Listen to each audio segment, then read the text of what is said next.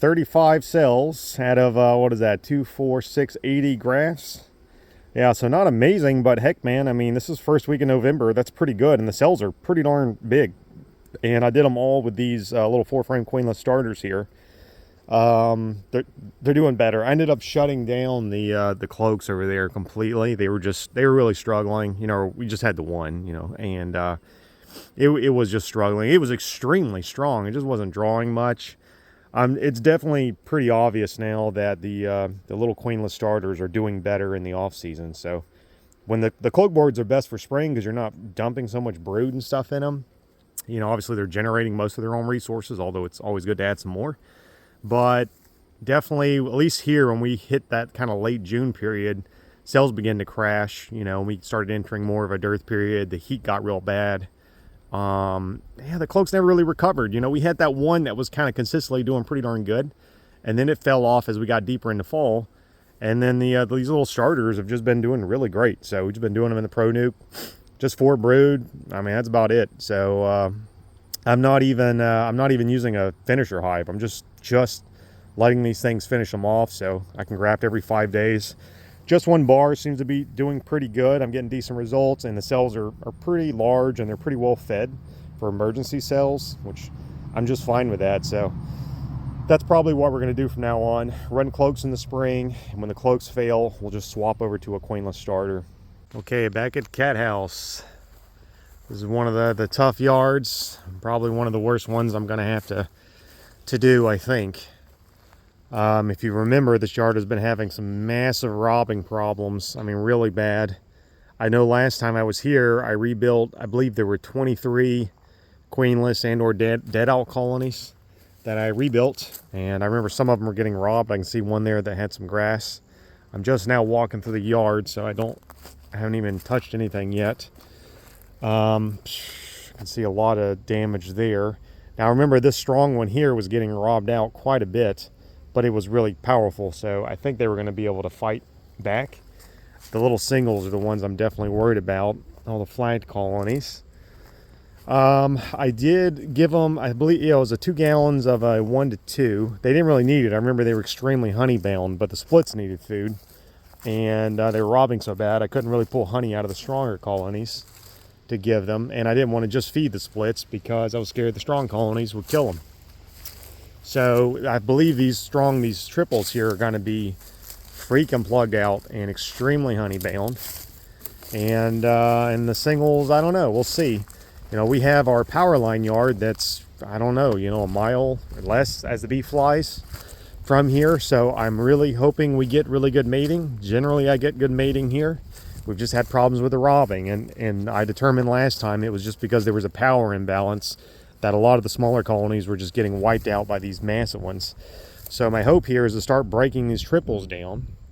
Some of them I remember had quite a bit of comb and honey, so I'm hoping I can just pop those off, give them to the single splits, and they'll be okay.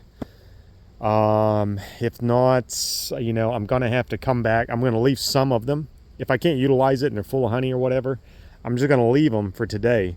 And then when I'm done with the yard, I'm going to come back and just pop those suckers off, probably take a fume board, run the bees out, throw them on a honey pallet, throw a tarp, and then like run them back over to the house or something, give them to those farm singles. Or I've got some other yards that have a lot of singles. But the goal is to break everything down into a 2-story colony here and try to rebuild everything one more time. So you saw I got those 35 cells today, so I should be able to give all the, even if I got 100% failure, which please, I sure hope I didn't, I'll be able to give everybody another cell. I believe there are 3 splits over here that I didn't give a cell to when I made. The other ones I made with 4 brood and a cell.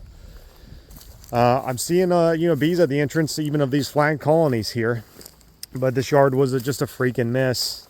I'm really worried about it. I mean, look, there was like near a whole pallet there that I rebuilt. But I see some bees coming in. I see bringing in some yellow pollen, some orange pollen. So I'm not seeing any massive die-offs here at the entrance. Everything's looking okay. I definitely want to change some of these rotten boxes too with these triples if I can. But the main concern here is robbing, of course. What I'm going to do is, I got here a little bit late because I had to graft this morning and run some errands, but there's no way I'm going to finish. And I realized that the reason I ran out of daylight yesterday at Pemberley was because, from the last video, I forgot it was daylight savings time. So I lost an hour in the evening because I was like, why is it dark at 5 o'clock? I was like, that's crazy. I was like, oh yeah, I lost an hour in the evenings, and I'm not a morning person, so I don't want to get up an hour early to just get another hour of work in. And it's pretty chilly in the morning too. The bees aren't flying, so not a whole lot I can do there. So my days are getting pretty darn short. So there's really no way realistically I'm going to work through these and fix them. And I do want to equalize, spread foundation, honey around, whatever, boost everything. There's just no way I can get it done, especially not coming out here in the afternoon. So I'm kind of clear. I'm on schedule, believe it or not. I rushed quite a bit to get the hives good before we left for Tennessee. So I'm still on my 4-week schedule, maybe a couple days behind, but not bad. So I'm just going to focus on this yard for however long it takes to get it done right. My guess is today and probably 2 more days. So I'm thinking like 2.5 days probably. If I get done earlier, awesome, but I'm not going to rush myself because I brought the pickup truck today, so I don't have any food with me. I'm not trying to do anything crazy hard work. Just take my time, polish everything up. I personally think there's enough resources in this yard to not only rebuild anything that's dead, but to probably not have to feed them again. They were extremely honey bound. I'm trying to save syrup, so I'm gonna try to give some honey to these splits here that may be a little light. That's just gonna take a ton of time, and then you know, of course, bringing the supers and stuff back with me. So I really need this yard to be good for California. It's too valuable. It's too good of a yard. There's far too many hives here. It has everything it needs. I just need to invest the time and the energy into it. That's really what I need, and I just need them not to rob like they have every stinking month that we've been here for months on end. I think I quelled it last time because I equalized, but I don't know, man. Every time I think I've got it under control, I come here and they just murder each other. So for now, they seem fine. But I'm going to get into them here, and we're going to find out how they're doing. And I'm really worried about it, this yard. I'm dreading it, to be perfectly honest. But this is my last chance to rebuild them. It's my last chance to get them where I need them to be. And then I got to move on with my life, man. We got to start shutting them down for the winter. So that's it. So, all right, here we go. Let's see what happens. The very first split in the yard took, but you can see I had built it with 5 foundation, 5 comb. There's almost nothing there, really. I mean, there's not even a full frame of brood. A couple little patches. Queen's a nice solid dark color. She's a pretty black queen. So, yeah, it worked. I mean, I know when I built some of these, my intention was just kind of use them as essentially as a mating nuke, and I was going to have to come back, repopulate them, and that's exactly what I'm going to do. So the hive over there was very, very strong, completely honey bound, really good. So I'm just going to snatch a frame of honey. I got a nice frame of open brood with some nurse bees. I'm going to just put them here on the outside and to boost this one a little bit. I don't want to overwhelm them with foreign bees and potentially risk that new queen getting killed. But they should be okay, I think. A lot of these are just going to be nurse bees on here. I would like to leave these frames out a little longer to let some of the older bees drift back to the parent colony, but knowing that robbing is a real problem here, and it's pretty chilly to this morning or afternoon, whatever it is. So I don't want to leave them out too long. So I'll probably just add them together. Might even give them another frame of brood, another frame of honey, something, just kind of fix them up. And then maybe I can find a good frame of comb or something in one of those triples and drop it on top of them, or maybe under super would be better. That way, if I got a frame of honey, put it underneath, keep the brood up top under the bucket. That's probably a better decision. But I have a sneaking suspicion that if the other splits look like this, and they might, I think they do, I'm just going to have to boost a lot of them, so in a way it's almost like rebuilding, but hey, at least I know there's a queen in there, so that's a plus. Well, this is that triple that had been getting robbed for like 2 months straight, and I thought I could handle it. Obviously it didn't. It's dead. It's completely dead and robbed out.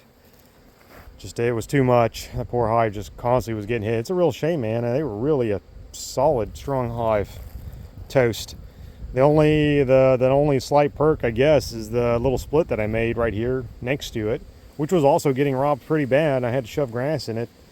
It's survived, and it looks pretty darn good. It's about a 6 frame population. Queen's laying really nice. Looks much better than that little one over there that I did with foundation. I actually built this one with comb.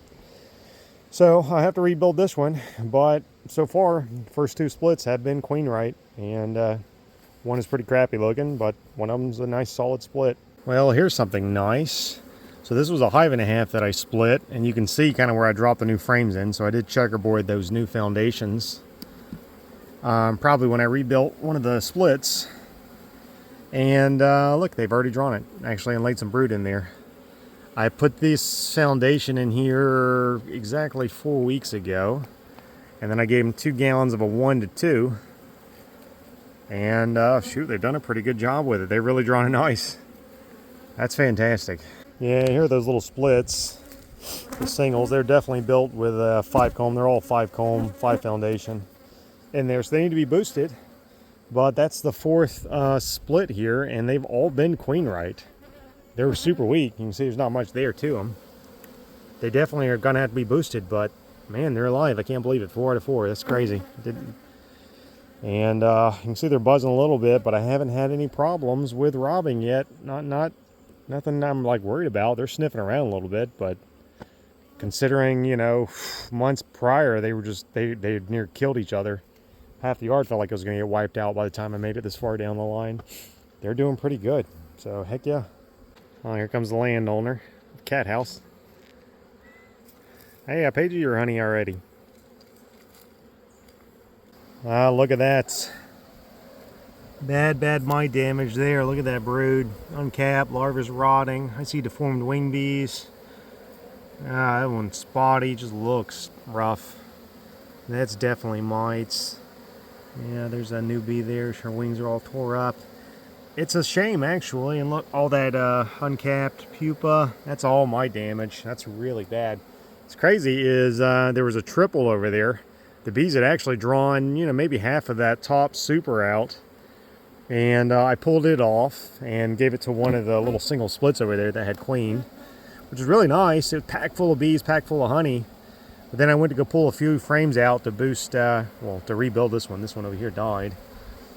And even though they look so good, once I got into the brood nest, it's just really diseased. And that's a shame. I've noticed that a lot of the stronger colonies, like the triples, they tend to have more mite damage. Yeah, there's a mite right on her. Look at that. Oh, gosh. That's horrible. I mean, I'll treat them for sure, but yeah, I feel like when the colonies are really large, when you apply like a contact medication, the bees need to really actually walk across. Not as many bees cover it. And they just come into less contact. That medicine sort of spread over 3 boxes as opposed to 1 or 2 like normally. So I got to watch it. Now generally, oh, there's another one. Holy crap, look at that. Oh my god. Yeah, this one's absolutely infested. So I'm definitely going to pull some more brood from this colony. That'll help kind of strip some of the mites from it. And then of course, again, I'm going to medicate. But really bad. Yeah, the medicine just doesn't work as well in the strong hives. And you would think they wouldn't be sick because they're so strong, but they probably were really good at one point. And then the mice just got out of control with the medication not coming into contact. And of course, the better the queen, the more eggs she lays, the more opportunities for the mites to increase. Look at all the pupa that's coming out of there. It's terrible. Just falling right out of the brood. This one too, look at that. It's dead. Didn't even hatch. That one there looks like it. I don't know, it might be alive. I can't tell if that one's alive or not, but all that uncapped pupa. Yeah, this one is really bad. I would say a lot of these hives are not going to need food. Look at that. What a beast, man. Look at that big old chunk of honeycomb. Yeah, that is nuts. Look at that. Look at that. Oh, I screwed up there. Look at that. These are shallow frames in a medium box. So the bees drew that comb out there to make the frames equal size. Nothing I can do about it right now. I don't have any extra medium frames. So we'll leave them be and let them do their thing. But I think I can probably cap this one off and not give it another 2 gallons. So here's one of these triples. It's kind of what I've been seeing. I can tell this side was done right because this is my wife's side. My side they haven't done much with it. I've checked. We put a box of foundation on there, you know, new box, new frames. And she moved some bait comb up there. So you can see an older frame there. Of course, that one on the ground there, that comb was, you know, existing. She actually moved it up into this super. This is the foundation that's next to the bait comb here. So we did get a little drawing. You see only a partial side, not a lot. And the other frames don't appear to have done much. Tad bit of drawing here on this one also next to the bait comb. So we didn't do this for most of the yards, but she definitely did it here. And the results are good. I mean, they're not like amazing. They're not drawing everything out completely. but they're definitely doing better than like those other yards I've been filming, where I just literally threw an empty box of foundation on their heads and they did little to nothing. So bringing the bait comb up definitely helps. It's definitely worth the time and the effort from what I'm seeing. I wish we had done it for all the other freaking hundreds of eyes that I did that too, but you know, lesson learned. We'll try to do that next season and you know, live and learn. I've been trying to weed out the dark queens this year, you know, since we're kind of moving more in an Italian kind of strain direction for our queens. It's what we've been advertising.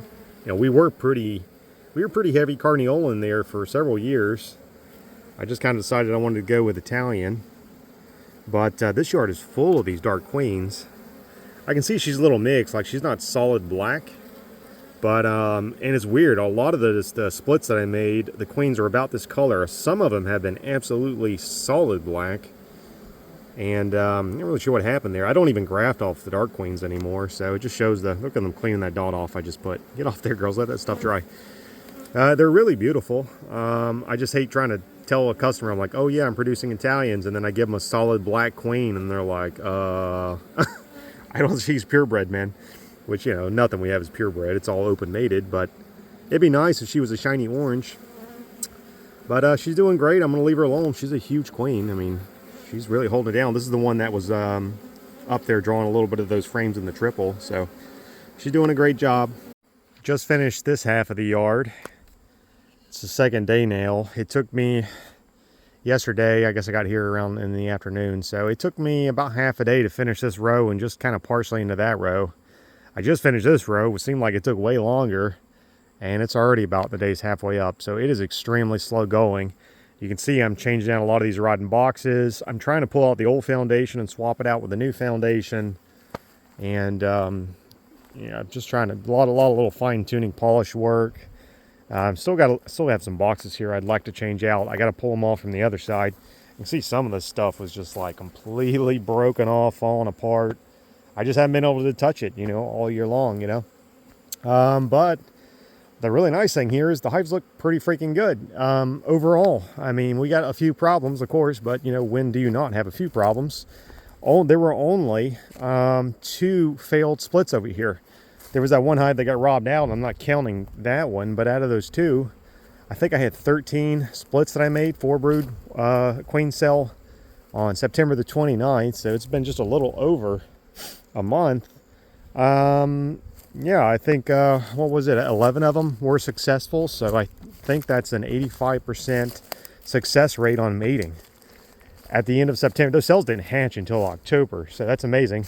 Now they're plugged out, they're full of drones. They've got drones all over the place. So doing fine just there. They're hauling in pollen. They're mostly pretty darn honey bound. You can see I've been capping off this whole pallet I capped off, and I split this one. They don't need feed. This is the pallet here that had all those, that was sick with all those mites. Thankfully, it's weird. It's just that pallet there is pretty darn infested overall. The rest of the brood's, I mean, pretty freaking clean. I mean, there's not even that much. There's a little bit of uncapped brood here and there, but not that much. That one pallet's just pretty sick. So I'll take care of that. I am going to have to feed a lot over here. You can see all the ones I didn't uncap, just because I've been trying to shuffle that honey around and boost the little splits. You know, all the splits here had 5 foundation. And so I'm trying to give them, you know, usually 2 brood and a honey. And I'm having to leave them with a couple foundation. Hopefully they can handle it. If I can find a good super of comb, I'm either under supering or over supering, depending on the strength of the colony. I'm having to turn some of them into double deeps. Obviously, I have no mediums left. So that's just kind of what it is. I hope they're going to be okay. I checked the ones I made last month. The ones I made yesterday. And we did get some drift back from those frames that I added to boost those little splits. But they're holding on. They seem okay. The queens didn't get killed. So it seems to be just fine. I did end up putting like a frame of foundation on the outside of the original 5 frames of that split, and then I added the brood and the honey on the outside of that. So those foundations kind of acted as a little barrier. I don't know if it really makes a difference. It made me feel better. Like maybe it gives the bees time to acclimate. There's a little fighting. You know, they killed a little bit of the foreign bees. I can see at the front, but not very many. I mean, it seems to be overall pretty successful. It's extremely tedious to do it. I'm basically rebuilding the splits that are successful because I gave them 5 foundation. But I remember I did that last month because I was too scared they were going to rob. I didn't think they could handle, you know, the 10 frames, and they were robbing them. All these hives were robbing to death as I was splitting, so I didn't have time to find the queen or any of that stuff. And you know what? Really, what I was so suspicious, because I was like, there's no way I got this good a mating rate. I was pretty confident, because if you saw the video I made last month about it, I was just yanking out like 5 frames of whatever the heck resources from the strong colonies, dumping them into these dead colonies. I was pretty sure I had just pulled out a lot of the queens from the queen right hives. That's why the splits were so good. But I queen checked every single hive here. They all have laying queens, minus, you know, the 3 that, you know, the 2 that failed and the 1 that got robbed out. And it's possible I still pulled the queen and the queen right colonies just remade a new one. You know, I can't really tell. I didn't see any marked queens in splits, so you know, it could be either way. But regardless, we still got good mating rates, no matter what happens. So super happy with that. Yeah, they're looking pretty good. You can see they're not robbing. They're too bad. They're a little like buzzy. They're a little irritated, but I'm tearing them open pretty hard. And there's just some really nasty frames here that I never got a chance to pull out. Wire foundation, some kind of plastic wrap, crappy foundation I hate. And so I'm throwing them out on the truck. So that's probably triggering them to be a little crazy. And there's a little bit of, you know, honey or wax or whatever on some of these old frames I'm yanking out. But it doesn't seem to be a problem. They're not really doing any damage. So I've just been super lucky. Crazy. The robbing's not a problem. Mating rate is, I would say 85% mating rate is extremely good. All the queens are fine. There's a few small ones, you know, but overall they're looking good. Just a little bit of mite problems, and it's going to eat up some more of my syrup. So overall, really happy. Again, I just want to change out some more of these rotten boxes if I can pull from the other side. If not, you know, I think they're really good enough. I'm going to try to maybe super those 2 singles over there. I just need to find a good box, preferably with comb on the other side of the yard.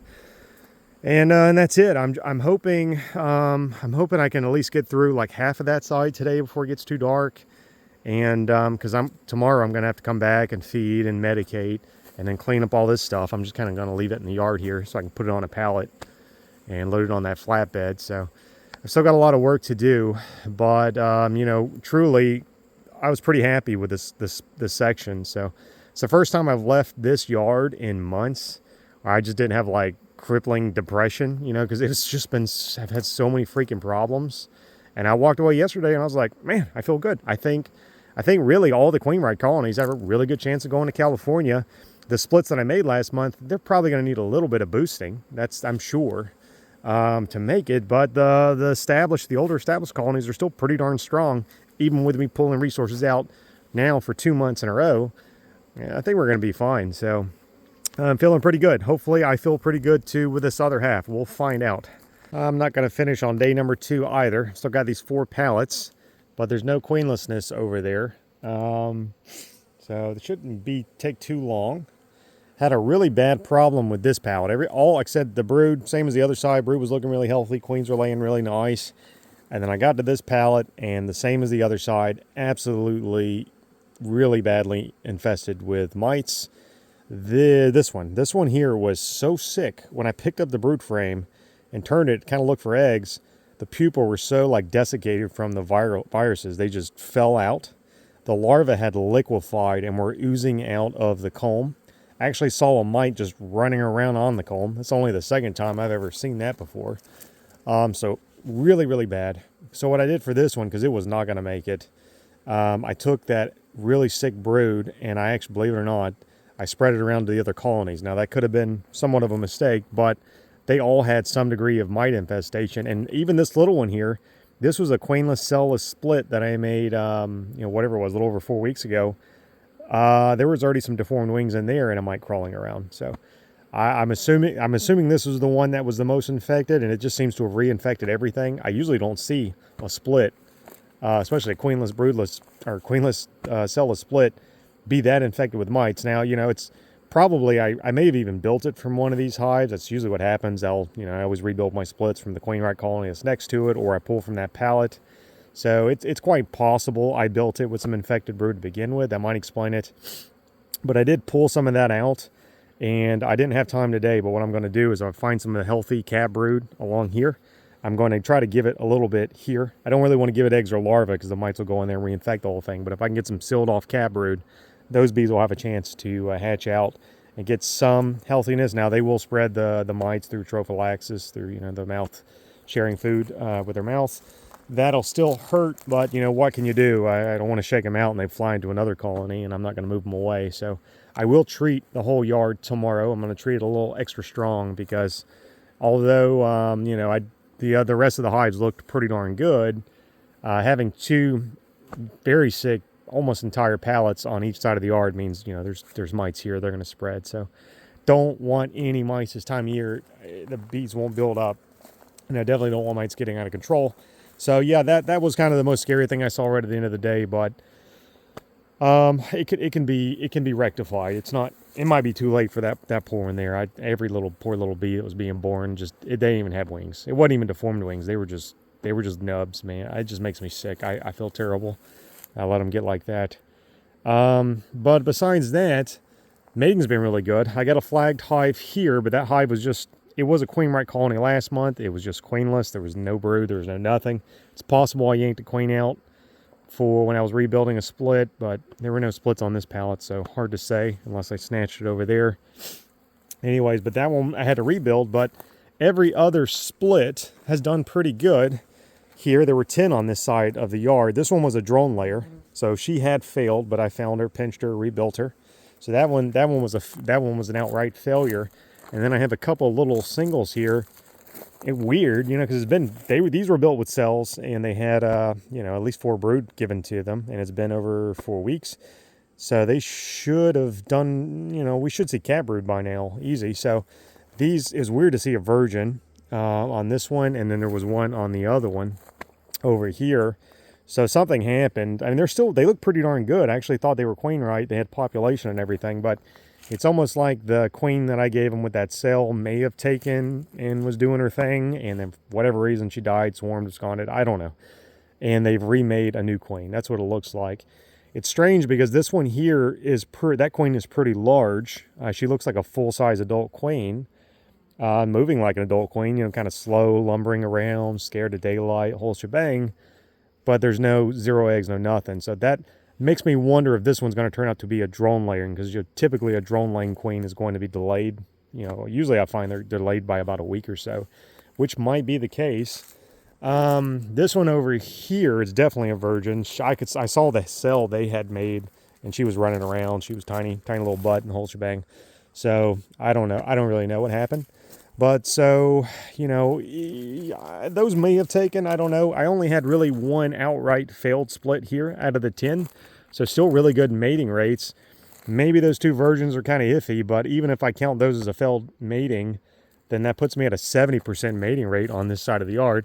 This side of the yard doesn't look quite as good as the other side. A little bit lower populations, a little less just honey and stuff, but not bad. I mean, they're going to be just fine if I take care of those mites. So overall, I'm feeling really good. We had no robbing today, no nothing. I'm just going to leave all this junk out. There were some bees there that I shook out. They've been hanging out with me, just moving around. And so, yeah, I mean, it's amazing. The yard is mostly under control. But I'll finish this up tomorrow. I'll come in, finish that row, feed, medicate, drop some cells in. And, I think we're going to get this yard pretty darn close back up to 100%. And I think most of the yard is going to go to California. I think we can do it as long as I get those mites under control. Mating rates have just been extremely good. I'm really shocked. I have not seen as good of mating rates, I feel like, since spring. So, it could be a testament to me having that power line yard that's, I think it's 0.7 mile or 0.7 of a mile, whatever, out that way as the bee flies. So it's very close. So we're getting that good drone overlap. So it's kind of it's a trade-off, having that yard so close. That might have been part of the reason we've had robbing, although I think most of it was an equalization issue. They could contribute to it. And it's going to be less forage here, although the bees here are pretty darn fat after 2 honey flows. But the plus side is I'm getting really good mating rates due to it. So pros and cons of having so many hives in the area, I guess. But, since we had 20-something queenless hives here, I was really dreading rebuilding, but I've had to rebuild almost nothing. I mean, I've had to add some brood and stuff to those that I gave 5 foundation to, so it's still been slow, but there's a queen, and, they're doing their thing. I'm real happy with it, so this is going better than I thought, but still maybe another half day of work here, and then cat house will be wrapped up, I hope, for the year. All right, another night video. Getting more and more common, it seems like. I did finish. The yard is done. Still got to clean up everything. But the bees are looking pretty darn good. In the end, we only had 5 queenless. Like I said, I believe we made I made 23 splits last month.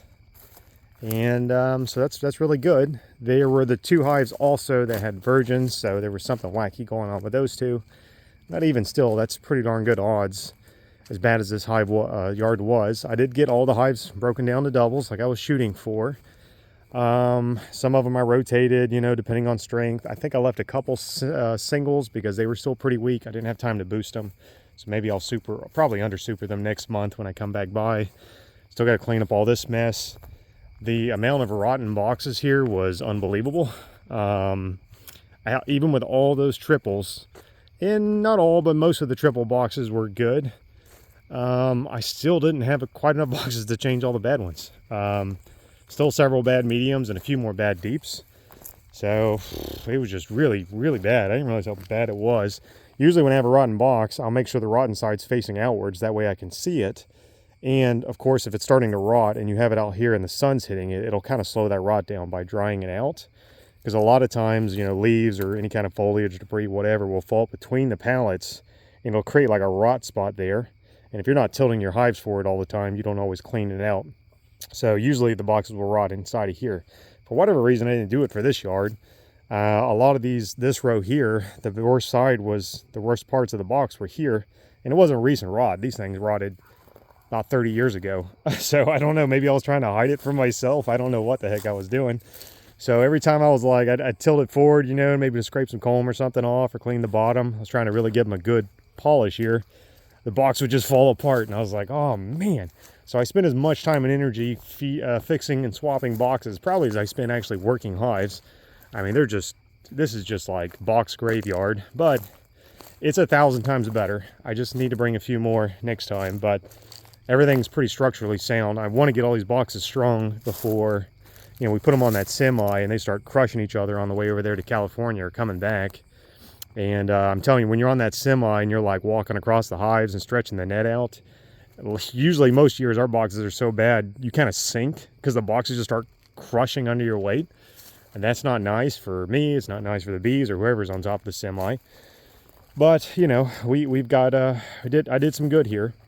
It's weird. Those few rows that I left, whatever it was, I think 4 rows I left from yesterday, they were monster hives. They were extremely good. I think there was one bad one.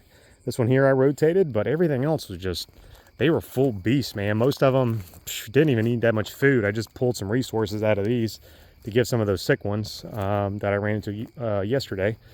And a little bit of mite damage here and there on these, but no, pretty good. But everything got fed. Actually made, because this yard is kind of borderline honey bound, I made this syrup even thinner, so it actually added more water than a 1 to 2. So super thin, just to help them kind of spur them up, clean themselves up, and maybe draw a little more of that foundation. All the foundation has been checkerboarded, so it's done properly. And for the most part, they're all in their supers, you know, more or less. So they're just looking pretty darn good. And, you know, I really just need to watch out for the mites. That's the main problem. There was a tad bit of robbing this today, but not that bad. And yeah, it didn't take me all day to finish this little section. We had a customer in the morning, so I got here a little late.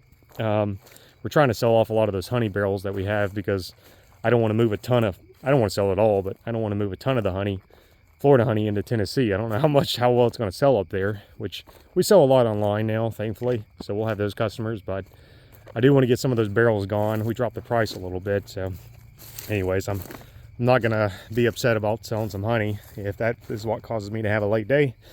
We also made a little progress on the Tennessee side. So Hannah, the plant inspector, somebody gave me her number and on the Facebook page. She called me and filled me in on some things. So she was super nice. I'm guessing she told Mike I was trying to get a hold of him because I mentioned that. So he emailed me back this morning. I haven't had time to respond, but they did say I need to go ahead and register as a Tennessee beekeeper, that I do need an entry permit into Tennessee to bring the hives in. Could be a little bit of an issue, maybe not.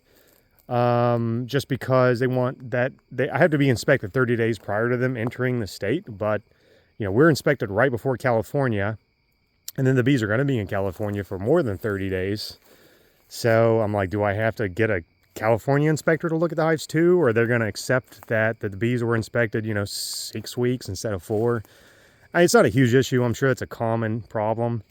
But just one more hurdle I've got to overcome. So I'm going to try to get some information out of Mike as far as floral schedules and production or whatever, just kind of how the beekeepers are up there, whatever he's willing to share. My beekeeper here, my inspector here tells me everything. So he's kind of like a walking gossip chain a little bit, I'm like, hey, how's so-and-so doing? Oh yeah, he's doing this. He sold this many nukes. He did this and that, which is fun until, you realize that he's telling everybody else how much honey you made or something. You're like, come on, man. So, but sometimes it's useful. Right now, I'm happy to hear how everything's are going. So that's pretty good. And I did reach out to the FSA here, since their program side's open in kind of a limited capacity. They did say they got approved for federal funding for the drought to help with livestock farmers for additional feed costs, because we're in a formal D3 level drought that triggers federal assistance. However, they did not know if that includes beekeepers. I don't know why it wouldn't, because beekeepers are considered livestock by the federal government. You receive most of the same protections as cattle farmers or hogs or whatever. But they're going to double check, so that may help with, she said the cattle guys are already getting like money and stuff. So I was like, shoot, maybe they'll help with some of that additional feed. That would certainly be nice. And they've got somebody in there who's not really my ELAP person, but they do have somebody in there that does stuff with ELAP. That's supposed to be also processing some of those claims that have been backed up now for, feels like forever. So hopefully we'll make a little headway there. And our drought insurance guy, the rainfall index insurance guy, finally got a hold of him, and he checked. We are going to get a payment at the end of the month. It's not a lot of money, but it's free money, I guess. It doesn't cost me anything. So I'll take what I can get. And he said if we don't get a lot of rain, there's still a chance for a good chunk of change by the end of the season. But again, usually last time it took 2 months for that check to get to the mailbox, so it's going to be a while. They're definitely slow as well. So, but everything is with the government, of course. But still very grateful for that. And I'm also looking into a farm storage loan with the FSA. The FSA in Morgan County recommended to look into it for the barn. So I guess it's like kind of a cost share loan. Like you put 15% down. For like if you want to build a barn, a honey house, comb room, whatever, you give the USDA 15% of that total value of the barn. They reimburse you. You take a loan out for the rest. It's at a fixed interest rate. It should be low interest rate. They usually are for the federal loans.